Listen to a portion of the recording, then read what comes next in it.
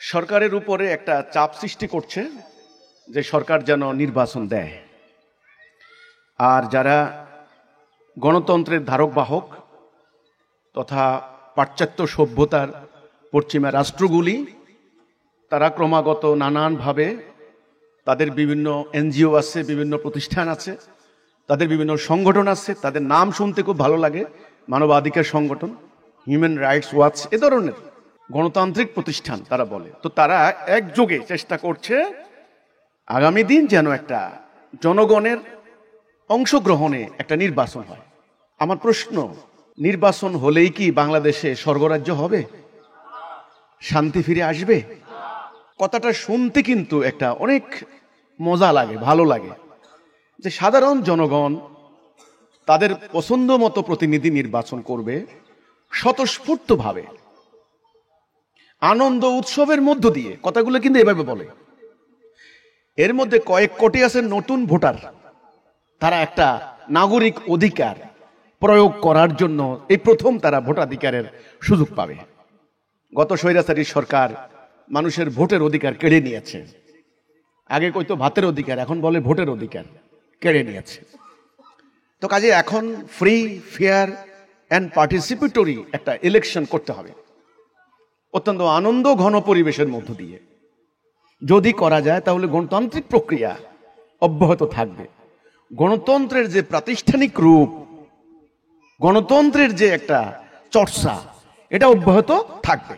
তো কথাটা শুনতে কিন্তু সাধারণ মানুষের কাছে জিনিসটা খুবই চমকপ্রদ, খুবই সুস্বাদু, শুনতে খুবই মজা লাগে যে হ্যাঁ, আমাদের অধিকার, আমাদের ভোটাধিকার, আমাদের গণতান্ত্রিক প্র্যাকটিস আমরা করব। তা আমার প্রশ্ন হচ্ছে, আমি প্রশ্ন করতে চাই, বাংলাদেশে স্বাধীন হওয়ার পর এ পর্যন্ত নির্বাচন কি কম হয়েছে? আচ্ছা, স্বৈরাচারী সরকারের টাইমে প্রশ্নবিদ্ধ নির্বাচন, ওটা বাদ দিলাম, কিন্তু তার আগেও তো fair and free participatory election হয়েছে, জাতীয় আন্তর্জাতিকভাবে এটা গৃহীত হয়েছে নাকি? সবাই বলেছে সুন্দর নির্বাচন হয়েছে, সুন্দর সুন্দর, বাহ বাহ বাহ বাহ বাহ। জনপ্রতিনিধিরা পার্লামেন্টে গিয়েছেন, ক্ষমতা এক্সারসাইজ করেছেন, কিন্তু আমরা কি শান্তি পেয়েছি? অর্থ পাচার কি বন্ধ হয়েছে? লুটতরাজ কি বন্ধ হয়েছে? দুর্নীতি বন্ধ হয়েছে? অফিসে ঘুষ বন্ধ হয়েছে? চাঁদাবাজি বন্ধ হয়েছে? টেন্ডারবাজি বন্ধ হয়েছে? আদালতে অর্থ বাণিজ্য বন্ধ হয়েছে? হয়নি। তাহলে ব্যাপারটা হলো চলমান ব্যবস্থা, বিদ্যমান ব্যবস্থা কায়েম থাকা, যেটা দিয়ে এখন চলছে, রাষ্ট্র চলছে, এটা আল্লাহর দেওয়া ব্যবস্থা নয়। এই আমাদের বোনেরা কি কথা শুনতে পাচ্ছেন?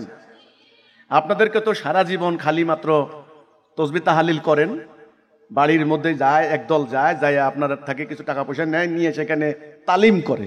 আপনারা মনে করছেন দোয়া কালাম কিছু পড়ে নামাজ পড়লাম, বাস আমি জান্নাত চলে গেলাম। নামাজ জান্নাতের চাবি, এটা ধারণা দিয়ে দেওয়া হয়েছে। কিন্তু রাষ্ট্র, অর্থনীতি, সামরিক নীতি, দুনিয়া কেমনে চলে ইত্যাদি তো ইসলামের ব্যাপার না। আপনার ওই ধারণাও নাই, আপনাদের ওই চিন্তাও নাই। কিন্তু আমাদের রাসূল রাষ্ট্র পরিচালনা করে দিয়ে গেছেন। আল্লাহর কোরআন, এটা দুনিয়া পরিচালিত করার জন্য একটা জীবন বিধান, একটা সংবিধান। এটা দিয়ে রাষ্ট্র চলবে, রাষ্ট্র। এটা দিয়ে কোর্ট কাছারি আদালত চলবে, তবে আপনি শান্তি পাবেন, নাহলে শান্তি পাবেন না। এখন প্রশ্ন হচ্ছে, আগামী নির্বাচন একটা হইলেই কি দেশে শান্তি চলে আসবে? আমরা বলেছি না, শান্তি আসবে না, আসবে না। কেন আসবে না? কারণ মানুষ কোন জীবন ব্যবস্থা প্র্যাকটিস করলে, মান্য করলে, ফলো করলে শান্তি পাবে, এটা আল্লাহ জানেন। এই জন্য আল্লাহ নিজে একটা জীবন ব্যবস্থা তৈরি করে তার নবীকে দিয়েছেন। নবীকে বলেছেন আপনি এটা প্রতিষ্ঠা করেন, আপনি আমার রাসূল, আপনি প্রতিষ্ঠা করেন। এটা প্রতিষ্ঠা করতে গিয়েই নবীকে যুদ্ধ করতে হয়েছে। ওনার সঙ্গী সাহাবীদের জীবন গিয়েছে, রক্ত গিয়েছে, উনি পেটে পাথর বেঁধেছেন, গাছের লতা পাতা খেয়েছেন, শত্রু আঘাতে জর্জরিত হয়েছে। সেটা প্রতিষ্ঠা করার পর আরবের জাহিলি সমাজ পরিবর্তন হয়ে শান্তি প্রতিষ্ঠা হয়েছে। আমরা বলেছি আমরা মুসলিম, আমরা মুমিন, আমরা আল্লাহর প্রতি ঈমান এনেছি, আমাদের ঈমানের বাধ্যবাধকতা রয়েছে। আমাদের ইসলামের কথা হলো আংশিক মানা যাবে, আংশিক মানা যাবে না, এ ধরনের নয়।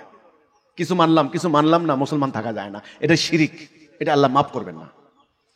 পূর্ণাঙ্গ রূপে আল্লাহকে মানতে হবে, ফিস সিলমে কাফা।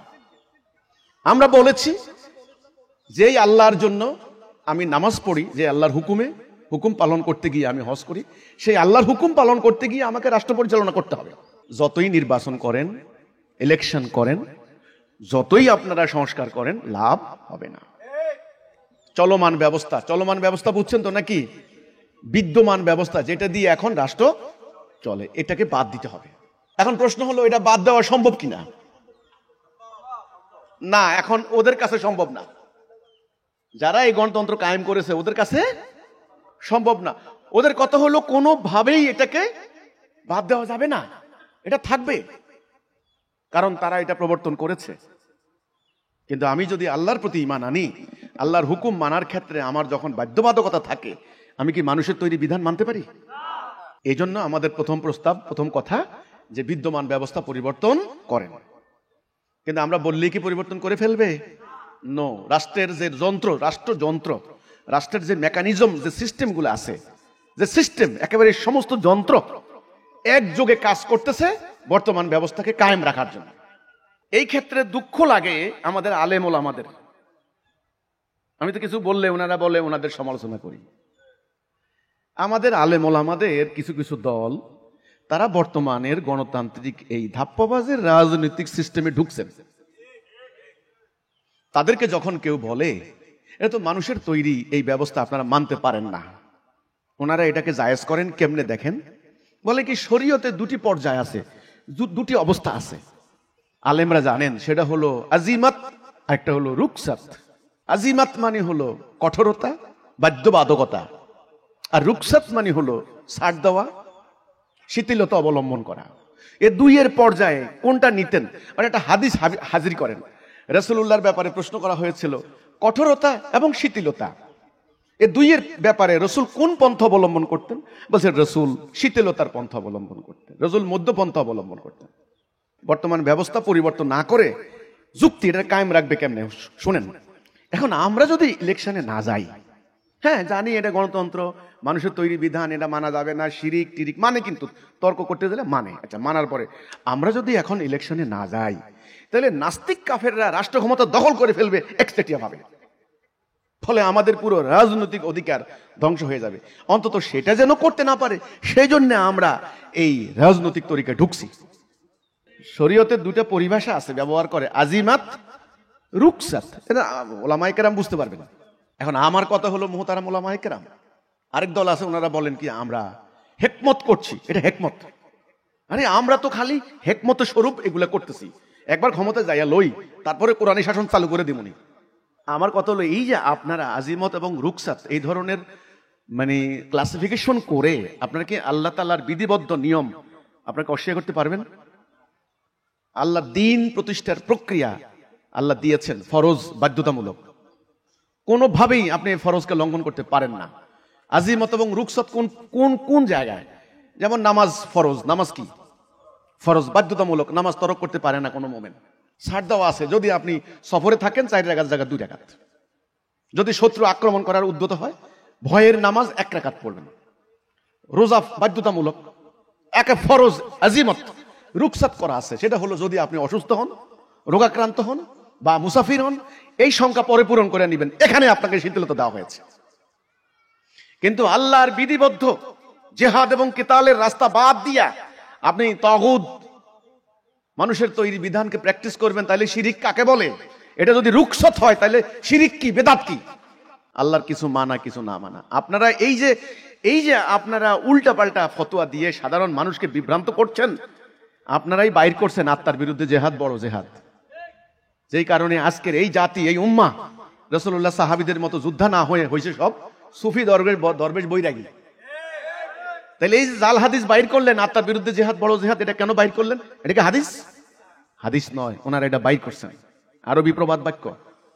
নামাজ বেহেশতের চাবি, আরেকটা বাইর করছে, অথচ তাওহীদ আউট, তাওহীদ জান্নাতের চাবি, এটা শিক্ষা দেওয়া হয়নি।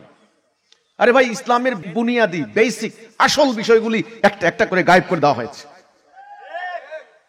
এখন আমার বক্তব্য হচ্ছে, আমাদের যারা ধর্মীয় দল আছেন, সংগঠন আছেন, আপনারা দয়া করে মানব জাতিকে আর তথা এই জাতিটাকে আর এই জাহিলি ব্যবস্থার মধ্যে আর সম্পৃক্ত রাখেন না।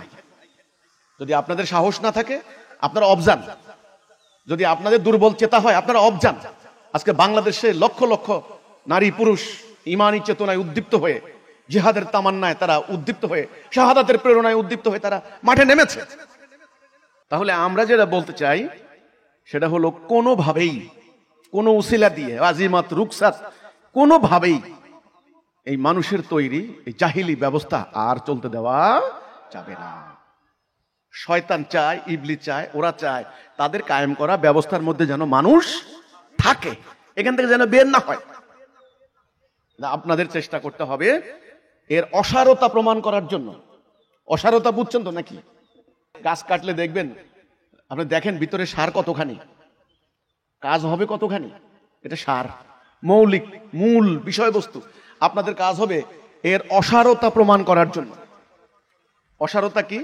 মানুষকে বলতে হবে যে, হে মানুষ, তোমরা আল্লাহর দেওয়া ব্যবস্থা বাদ দিয়ে মানুষের তৈরি ব্যবস্থা গ্রহণ করার কারণে আজকে তোমাদের এই অশান্তি। আসো তোমরা আল্লাহ দেওয়া ব্যবস্থা প্র্যাকটিস করো। তারা তোমাদেরকে ন্যায় বিচার সুবিচার দিতে পারে নাই, আল্লাহ দেওয়া দিন একমাত্র তোমাদের ন্যায় বিচার সুবিচার দিবে। এই কাজটা এখন হিজবুত তৌহিদকে করতে হবে।